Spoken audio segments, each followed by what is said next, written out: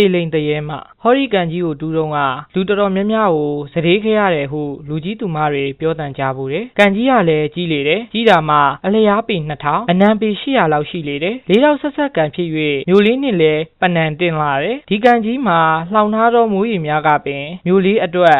ဆောင်းနှင့်နှွေးမှာ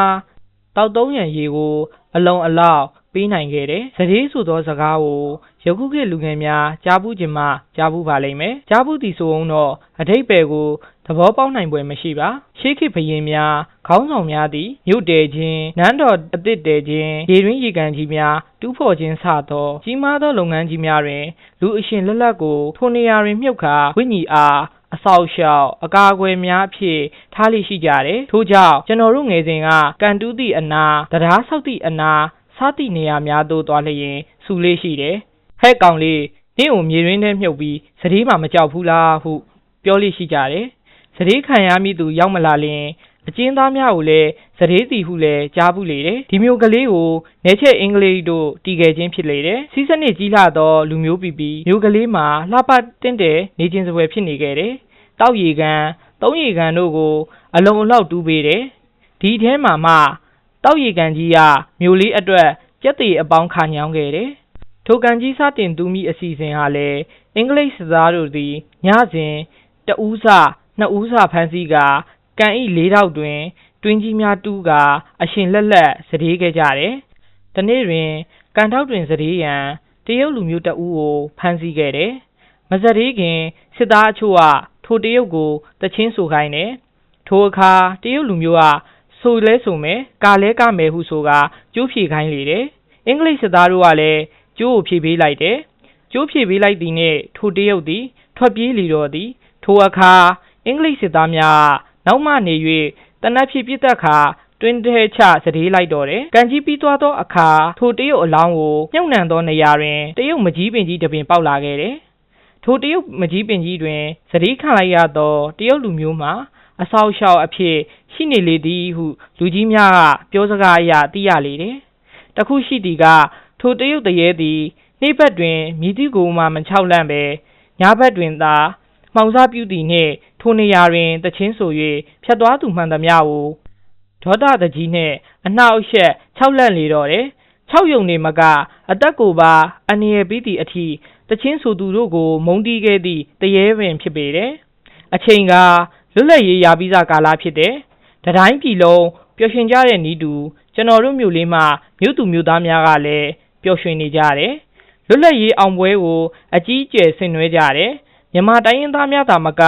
တရုတ်လူမျိုးကလားလူမျိုးအထွေထွေလည်းပျော်ရွှင်ကြလေတယ်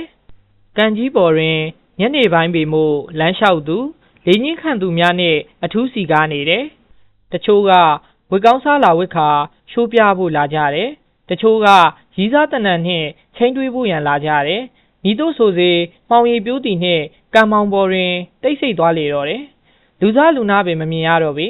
သို့တော်လည်းတစ်ဖက်ကံမောင်ပေါ်တွင်လူ၄-၅ယောက်ခန့်လျှောက်လာကြသည်ကိုလက်ကျန်အလင်းရောင်အောက်တွင်မထင်မရှားမြင်နေရတယ်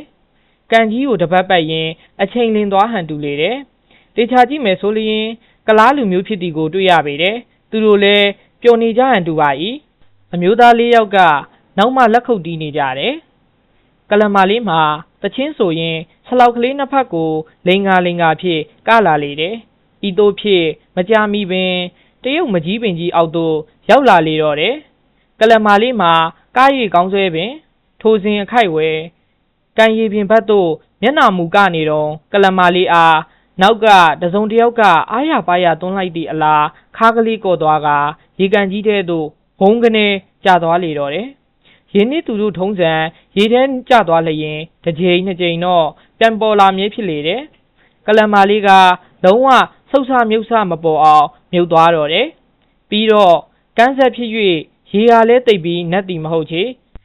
ကြံရှိသည့်အမျိုးသားများကလည်းချက်ချင်းဆင်းရှာကြလေတယ်ထူးဆန်းစွာပင်မြည်သည့်အရာမှမတွေ့ရသလိုရက်ကြာသည့်တိုင်အလောင်းပြန်ပေါ်မလာသည်ကတော့ပို၍ပင်ထူးဆန်းနေပါတော့တယ်ထိုနေ့မှစ၍ထိုတရုတ်မကြီးပင်ကြီးအောက်ဝဲတရုတ်တရေ၆တီဟူ၍တည်င်းလုံးဝမကြားရတော့ပဲညဆိုလျင်ကလမာလေးတယောက်ခြေကလေးလိန်ကကားတက်နေကြောင်း တချင်းဆိုသူရှိလျင်ကြောက်အောင်လန့်အောင်မချောက်ပဲအားရပါရကတ်တက်ကြောင်းများကိုမကြာခဏကြားနေရလေတယ်အထက်ပါအကြောင်းအရာများကကျွန်တော်တို့ငယ်စဉ်9နှစ်10နှစ်သားအရွယ်ကလူကြီးမိဘတို့ပြောစကားများကိုပြန်လည်ရေးပြခြင်းသာဖြစ်ပါတယ်ကျွန်တော်တို့တငယ်ချင်းတစုအသက်20ဝန်းကျင်အရွယ်တို့ရောက်ကြသောအခါထိုအကြောင်းအရာတို့မှာကျွန်တော်တို့အတွက်ရဲစရာမောစရာသာဖြစ်ခဲ့တယ်ရုပ်ဝါဒအားကောင်းသောခေတ်ကာလမို့လဲတရေတစေအကြောင်းများပြောလျင်ချက်စရာဟူ၍ခံယူခဲ့ကြပါတယ်တနေ့တွင်ကျွန်တော်တို့တငယ်ချင်း၄ယောက်ကံမောင်ပေါ်ရှိတရုံမကြီးပင်အောက်တွင်ညဘက်ပျော်ပွဲစားရန်စီစဉ်ကြပါတယ်အတောက်စားလေးများပါတော့ထိုနေရာသည်အလွတ်လပ်ဆုံးဟူ၍လည်းယူဆကြတယ်ထမင်းဟင်းချက်လာသူဟင်းချက်လာသူအရက်ဝယ်လာသူစသည်ဖြင့်ကိုတောင်ဝင်ကိုယူကြလေတယ်ကျွန်တော်တို့ကန်ကြီးပေါ်ကိုရောက်တော့ည8နာရီလောက်ပင်ရှိနေပြီပလင်းဖွင့်ကြတယ်အမီးရကြက်သားဟင်းဆေးကြောက်ကလေးခတ်ထား၍ဟင်းကြိုကချိုဤစိတ်နေတယ်ဆေးကြောက်အချိန်လေးနဲ့လဲတဝါဝါတဟားဟားဖြစ်နေကြတယ်တငယ်ချင်းလေးယောက်ပြောလိုက်သည်ဖြစ်ချင်းထိုစဉ်တယောက်ကထားတဲ့၍ဟိတ်တချင်းဆိုကြရအောင်ကွာဘဒူးမှမငင်းအဲ့ဒီအချိန်ကနမယ်ကျော်အာရာဓာနာအိန္ဒိယစကားထဲမှာဇဝင်တချင်းများမှာနမယ်ကြီးနေခြင်းဖြစ်နေတယ်လူငယ်တွင်နှုတ်ဖျားမှာအိန္ဒိယလိုလဲဆိုကြတယ်ကော်ပီတချင်းကိုလဲဆိုကြတယ်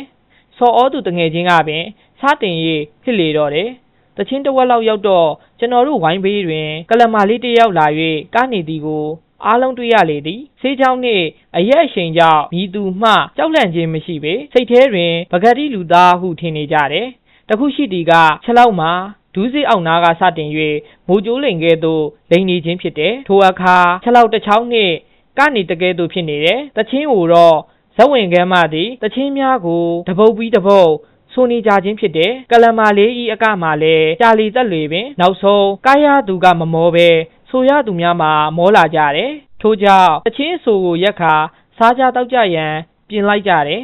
တငယ်ချင်းအားလုံးလည်းတတိပြန်ဝင်သလိုဖြစ်ခါကလမာလေးရှိရာသို့လှမ်းကြည့်လိုက်ရာအာလာလာလာအရက်9ပေလောက်ရှိတဲ့ကလမာကြီးတစ်ယောက်ဖြစ်နေပြီခုမှရေထဲမှတက်လာသည့်အလားရွှဲရွှဲဆိုနေတယ်သပင်မရေပေါက်များမှာကျွန်တော်တို့အပေါ်တို့ပင်ကျနေလေတယ်ရဲရဲနီနေသည့်မျက်လုံးအစုံမှာမိကြည့်ခဲနေပင်တူသေးတော်တယ်ကလမာကြီးသည်တူနှင့်အနီးဆုံးဖြစ်သောကျွန်တော်ကိုအန်ရယ်ပြုရန်ခါကိုင်းလိုက်သည်နှင့်ကျွန်တော်သည်ဟိတ်ကောင်နေပြေးလို့ပြောရင်းသူ့လက်တစ်ဖက်အောင်မှရှုထွက်ရင်းနောက်ကျတဲ့ခြေထောက်တစ်ဆက်ဖောက်လောက်ကပြေးရပါတော့တယ်ကံမောင်တစ်လျှောက်ပြေးရင်းအစင်းလေကားရှိသည့်နေရာကျမှကံမောင်အောက်သို့ပြေးဆင်းခဲ့ရပါတော့တယ်ကျွန်တော်တို့၄ယောက်လည်းကံမောင်အောက်မှပြန်လှည့်ကြည့်လိုက်တော့အခါလိန်နေသောခြေထောက်ကိုထောက်ခါဖြင့်ပြန်လှည့်သွားရင်းပျောက်ကွယ်သွားသည်ကိုတွေ့ရပါတော့တယ်မကြောက်တဲ့သူများဖြစ်၍ဘာမှမဖြစ်တော့လဲလူကြီးများကမူမင်းတို့အထဲကမိတဲ့ကောင်တော့လူစားလက်ခံရမှာပဲဟုပြောသလိုကျွန်တော်တို့ကိုရုပ်ဝါဒပို့ချနေသောအကိုကြီးကမင်းတို့ဆေးချောင်းနဲ့ရောပြီးမြင်ချင်တာမြင်ထင်ချင်တာထင်ကြတာပါကွာဟုပြောလေတယ်ကျွန်တော်တို့ကမူကိုတွေးဖြစ်ခဲ့သည်မို့ညင်းဆိုခြင်းမပြုခဲ့တော့ပါ